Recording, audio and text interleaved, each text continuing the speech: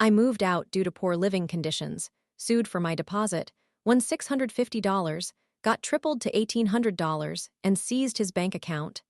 Unbelievable. This turned out to be much more detailed than I anticipated while writing it. I have attempted to make it as concise as possible, but here it is in 2018. I had a temporary internship in California at a prominent technology firm, so I followed a friend's recommendation for a room rental. The arrangement involved sharing with 5 other individuals, but it appeared excellent overall with ample communal spaces, several large televisions, complete amenities, a community recreation center with a pool, and convenient access to several points of interest, all for $650 per month, including utilities. I reached out to the landlord, who I will refer to as Shitty Landlord. He appeared pleasant during our phone call, prompting me to send my security deposit to secure my spot 1 month later.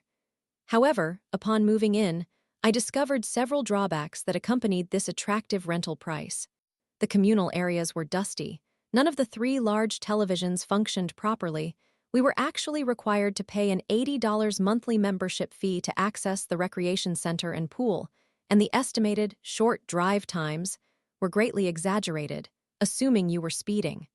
Regardless, it was not a major concern, especially given the low cost. I could manage. Things deteriorated over the following months. Shitty Landlord imposed an additional charge of $20 per month for paper towels and public cleaning supplies. Additionally, he only checked the community mailbox once a week when he was in town, refusing to entrust anyone with the mailbox key.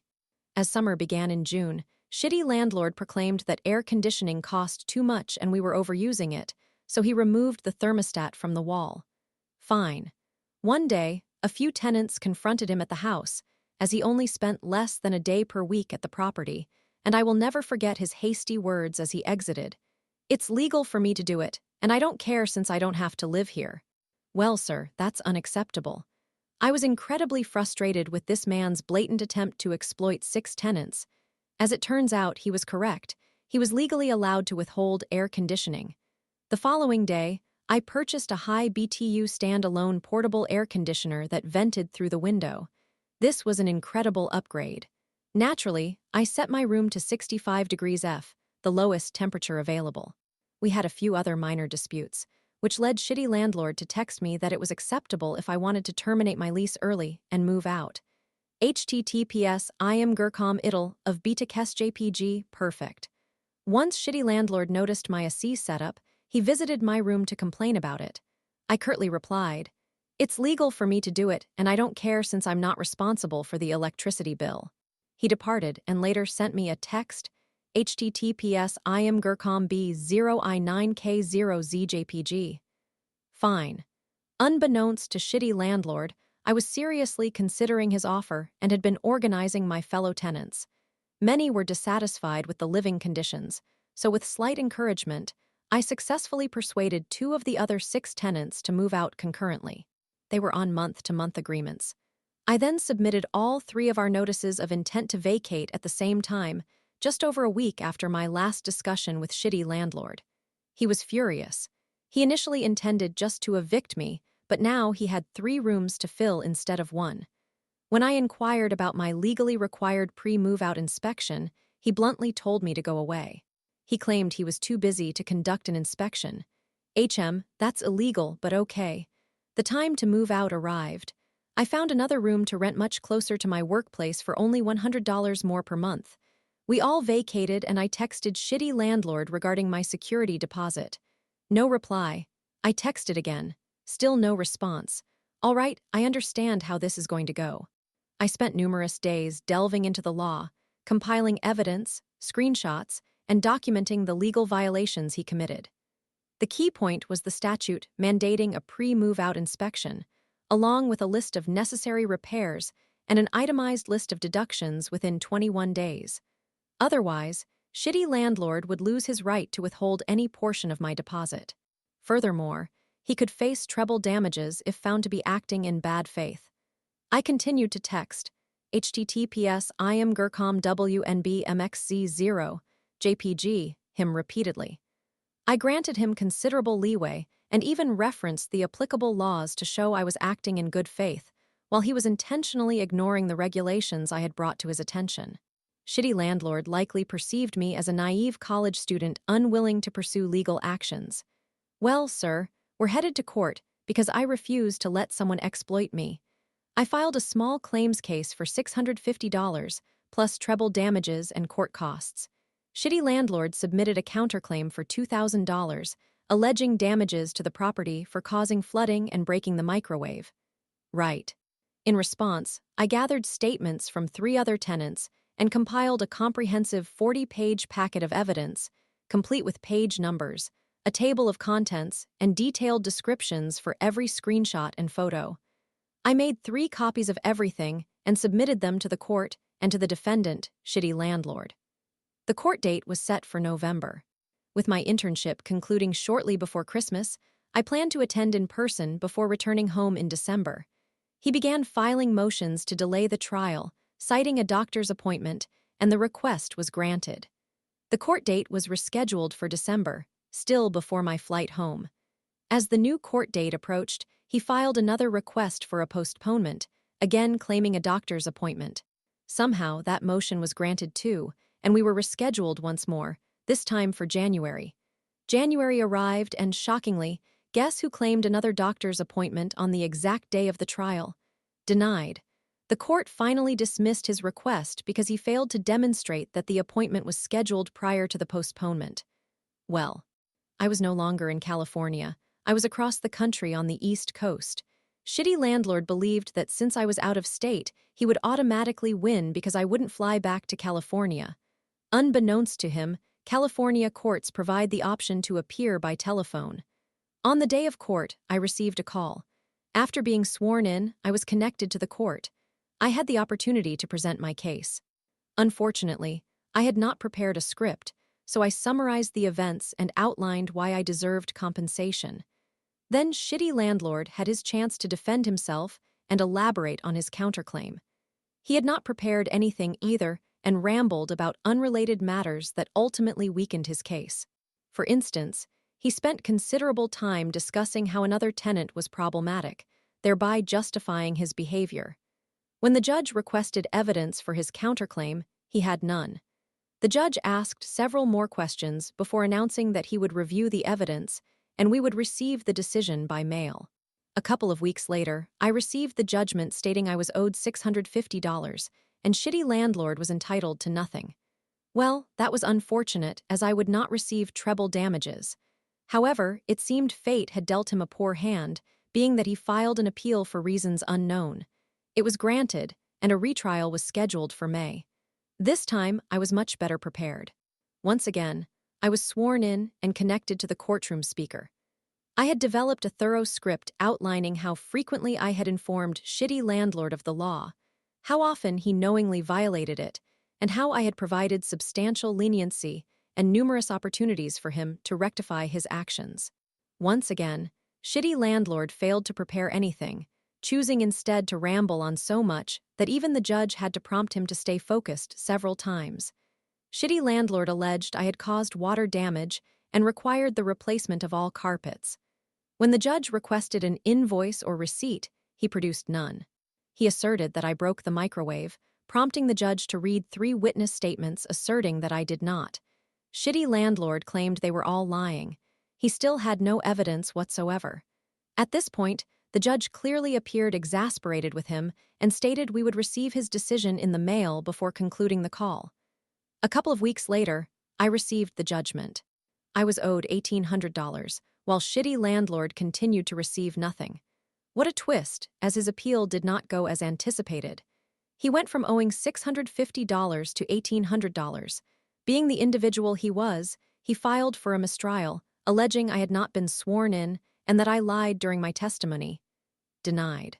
Outside the courtroom, Shitty landlord proposed a payment plan of $20 per month, which would take 7.5 years to settle, or he would refuse to pay anything.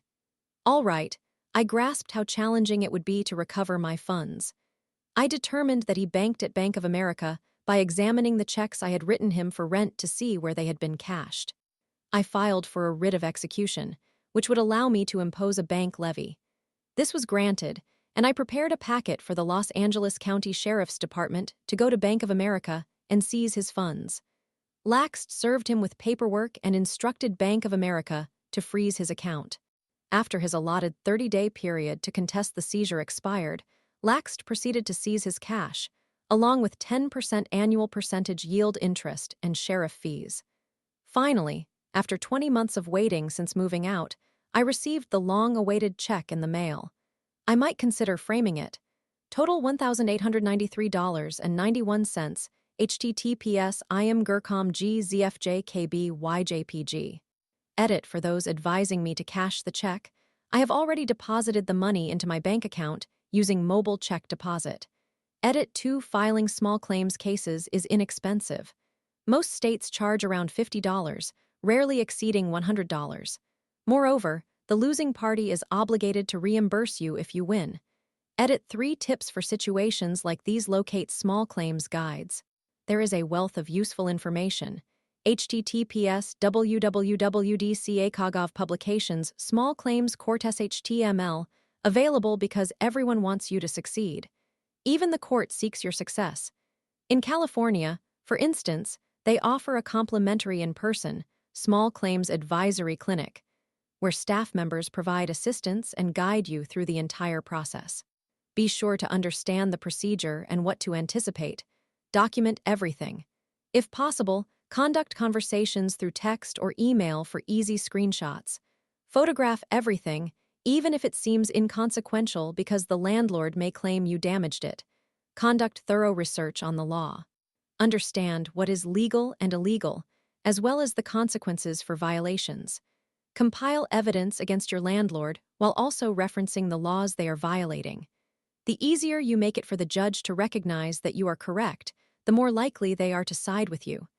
Gather witness statements for support.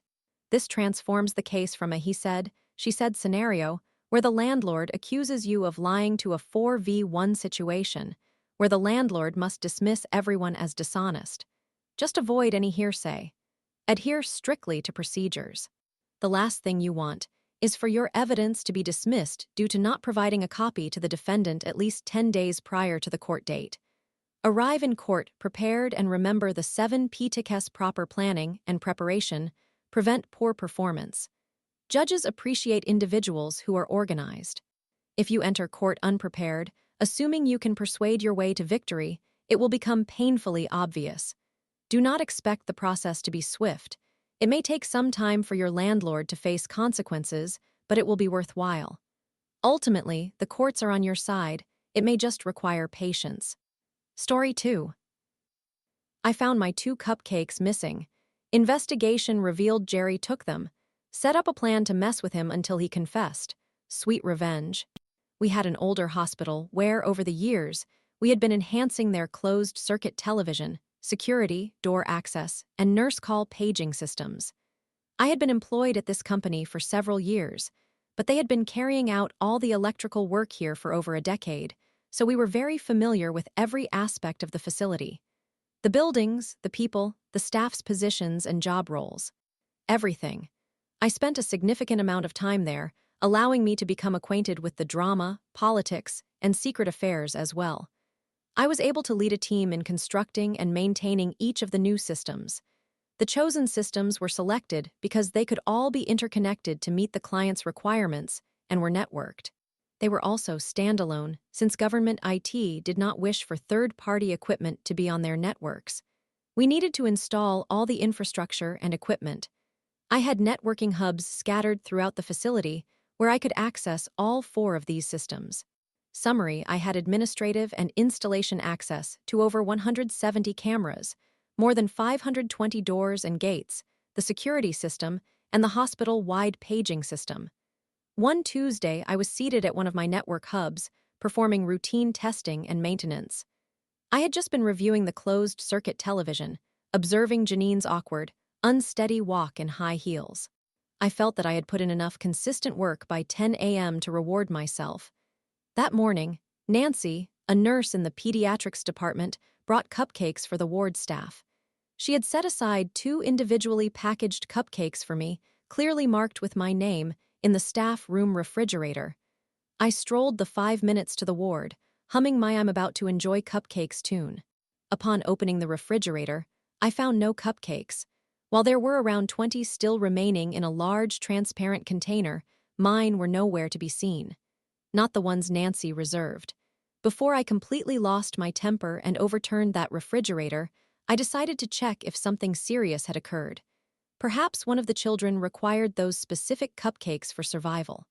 Maybe those 2 cupcakes could save the world. Work was forgotten, and the investigation commenced. I spoke with Nancy first. I asked if she noticed that Janine was wearing heels again, and we shared a laugh. Then I brought up the cupcake incident. We sifted through the timeline of, they were there earlier, and checking the fridge so Nancy can confirm my side of the story. It seemed as though she didn't grasp that I wouldn't joke about something like this. Thus began the interviews. No one in the ward admitted to anything. We believed them. Someone from outside the ward must have taken my cupcakes. The pediatrics nurses were furious. My team and I demanded answers. It is amusing how, once closed-circuit television and swipe card doors have been in place for a while, individuals forget about their presence. They overlook that they are always being observed. They forget that the doors maintain logs tracking who goes where and when. They forget who installed everything. I returned to the hub. A quick audit of door access indicated that Jerry entered the staff room during the critical time. Not yet. Don't lose your temper just now, perform your due diligence. Checking the closed-circuit television, I spotted Jerry walking out of the staff room carrying a bag and wiping his mouth. I rewound, paused, and zoomed in. Frosting. The hub's rack was functioning properly, so I stepped back to stare at the wall. The first 8 thoughts were filtered out. I calmed down slightly and returned to my nurses. They noticed me approaching and gathered around. Sick children were an afterthought at that moment. I informed them that I knew who the culprit was, but I didn't want to reveal the name yet. I needed some time to think, and asked if we could keep this under wraps for now. They agreed, then immediately inquired who it was.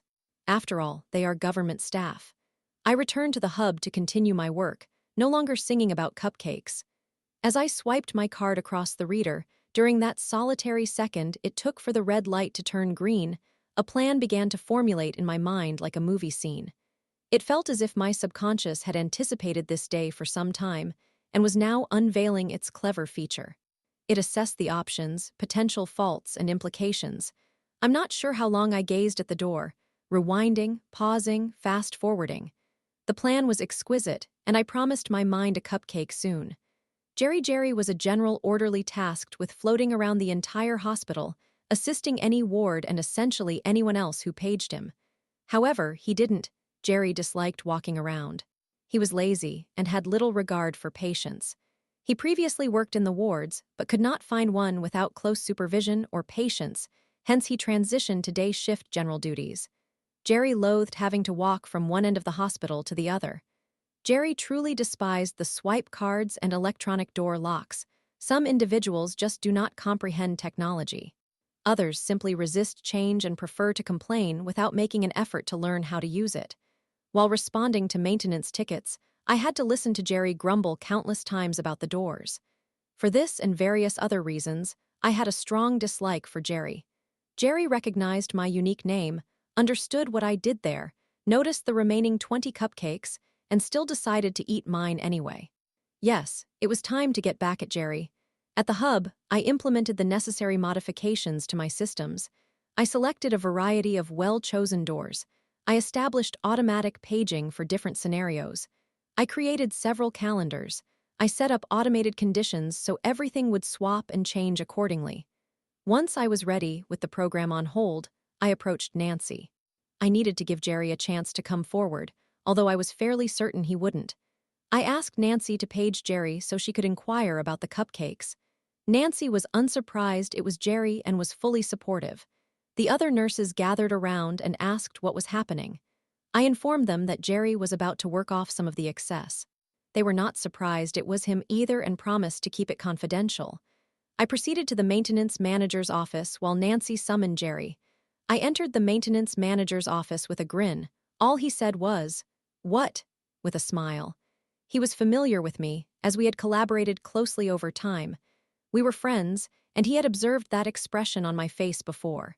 I asked him to print any maintenance tickets that Jerry had generated regarding card, door, gate, or pager issues, but not to take any action on them. I would collect them while I was tending to other matters and deal with them personally. When I informed him about the cupcakes and my plan, he not only agreed, but laughed so hard he had a coughing fit for about 25 seconds. I returned to check in with Nancy, discovering that Jerry had, very conveniently, denied all knowledge. What I had crafted in my systems was a randomized, intermittent program entirely focused on Jerry's card. This program would send Jerry's pager instructions to go to various locations on the other side of the complex, seemingly at random, based on Jerry swiping his card at specific doors.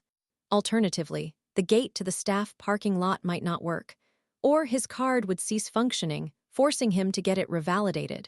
Or a siren would blare for a few moments when he entered certain rooms. I already knew all the staff routines and areas of responsibility. The patients would not be negatively affected, and Jerry did virtually nothing at all. Back at the hub, I pressed the activation buttons. Week 1 by Friday afternoon, in just 4 days, Jerry had filed 18 tickets. I collected the stack of papers from the maintenance manager and headed to the orderly's office to locate Jerry. While I gently fanned the tickets, he began to explain all the strange occurrences he had been experiencing. He described how the duty nurses were growing frustrated with his unexpected appearances when I interrupted him to ask if he had witnessed anyone taking my cupcakes from the pediatrics fridge on Tuesday. The confused expression he wore was a head shorter than mine and about 1 meter away from the embroidered name on my shirt. There was no confession. I had only activated 50 specially selected doors in the program during those past 4 days.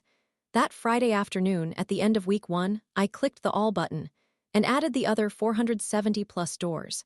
Week 2, by midday Wednesday, only 6 tickets had been filed. I checked the system logs and discovered the reason. In just under 3 days, there had been over 85 mixed events. Jerry didn't have the time to submit tickets. When I spoke with Jerry that Wednesday, he insisted that I do my job and resolve these issues, questioning why I hadn't already done so. No confession, no apology. Time for some psychological games. I assured him I would take care of it. When I went to check the systems that Wednesday at noon, I paused the program. On Friday morning, I activated it again. Week 3. I allowed it to run on Monday, Wednesday, and Thursday. I almost felt sorry for him this week when conversing with him and considered halting the plan. Then I remembered why I had such a strong dislike for him. One crucial detail I have yet to mention is that while I stood staring at the door, I was already aware that Jerry was nearing the final stages of disciplinary management. This was the key element in the storyline that played out in my mind. Recall when I mentioned, I got to know the drama, politics, and secret affairs too. I was aware that one of those disciplinary warnings, among other infractions, was for taking other people's lunches on 4 separate occasions, and not out of necessity either. This is why the nurses and maintenance manager were unsurprised it was Jerry and were supportive. They knew, as did everyone else. That was the reason he hesitated to complain to his manager or confess. I intended to avoid getting him fired. I merely wanted him to apologize. Cupcakes are hardly trivial. The final week during week 4, the program ran on Monday and Tuesday.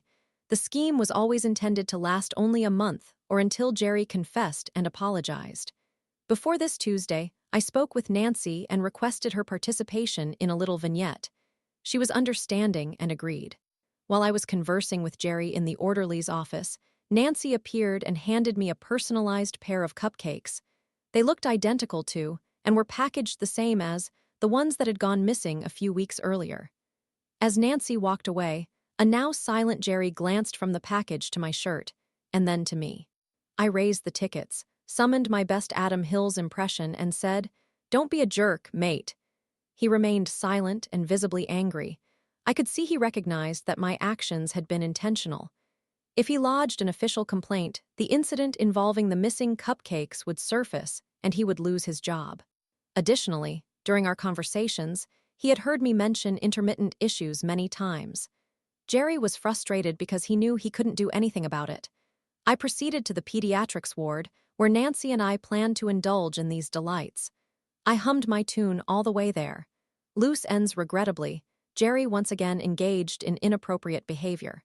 He was dismissed 2 months later for stealing items from a fridge. I felt a pang of sympathy for him as I assisted security in saving the footage to a drive. As I approached pediatrics on that final Tuesday of the plan, I halted the program and removed Jerry's pager number from it. Eventually, I had to scrap the program altogether. Some clever hospital employee finally persuaded government IT to integrate the systems into the hospital's intranet. Janine continued to wear the 4-inch heels, on and off, until she sprained her ankle. No showreel exists. The maintenance manager attempted to bribe me with Jack Daniels after this incident, hoping I would add certain pager numbers to the program. There was absolutely no way I could have agreed to that. He is a truly despicable person. We enjoyed the Jack Daniels while we did not watch a non-existent showreel. Nancy had a crush on me. After all, she was only human. Nancy did not have a crush on me. I merely wished that she did. Thank you for reading. Story 3. Racist Karen calls cops on my cousin's closed salon. I expose her for breaking lockdown rules.